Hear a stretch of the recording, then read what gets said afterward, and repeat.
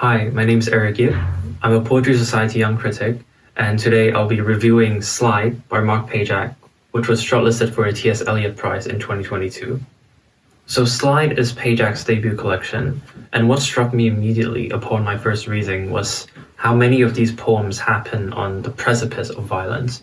So to give an example of this, the first poem in the book is called Reset, and it shows a 13-year-old girl playing with a lighter, but then it's slowly revealed to the reader that the girl is actually engaging in self-harm. And this haunting scene is where we, as the reader, first encounter Pajak's incredible skill of description and imagery.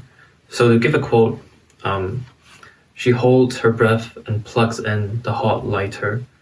Her lips clench white, eyes into walnuts. The metal cap fizzing into skin and fat, and this is how she deletes herself. And at the poem's end, there's a brief reprieve.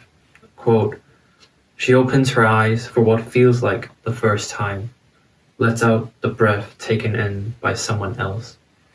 So this moment of compassion, extended from the writer to the subject of the poem, is a hallmark gesture in this collection.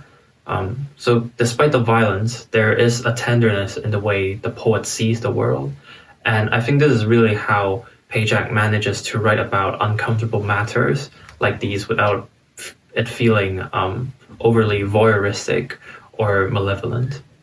That is not to say that these poems don't question our complicity and the roles that we play in enabling that violence.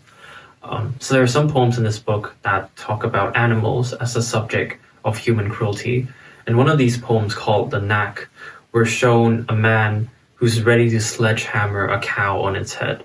So at first the poem approaches the scene in a very oblique way, using a clever metaphor of someone pulling a tablecloth from a table, which occasionally leads to, quote, the occasional long bottle rolling on its side as its head spills a thick black pulse of wine.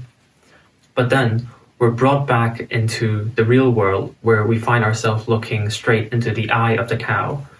Quote, because this is just a cow, just the large eye of a cow, where each slow blink coats the lens with light, her lens full of staring dark, and because this hammer is never deaf, never taking just one swipe.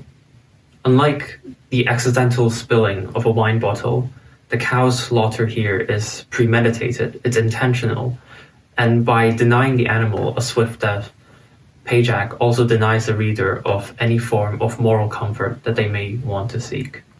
So one of Pajak's greatest strengths is his ability to infuse these vignettes with a really high wire and lyrical intensity. And this intensity comes not only just from the narrative tension of the poems, but also in the piercing nature and surprising logic of the images themselves. So the epigraph of the book is from John Berger's They Are the Lost, and it goes, the animals had eyes, and in their glance was permanence.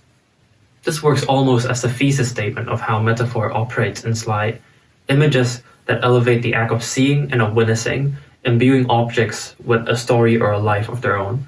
So a log in the fireplace turns into a gray fish with red gills, and showers in a public pool are transformed into meat hooks in a slaughterhouse. Much of the tension is sort of built around the push and pull between what is seen and what is unseen. And so the poems become a sort of fixed stage where the audience view is manipulated and carefully controlled. So several things have to happen for a book like Slide to be effective.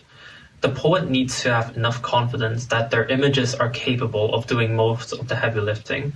Pajak easily clears the bar in this regard. Even the shorter, more haiku-esque poems in the book have enough surprise and intellectual heft to them to make readers like me want to reread them. Since there's so much violence in the book, the positionality and voice of the poems are also really important because it's easy to fall into the trap of being very exploitative or voyeuristic. Pajak is okay with his speakers taking a more cerebral and objective angle. The poems themselves look at the cruelties of the world without navel-gazing or making moralizing judgments. So the final lines of this collection come from the final poem called Minimum Wage, and it ends in an equally understated way.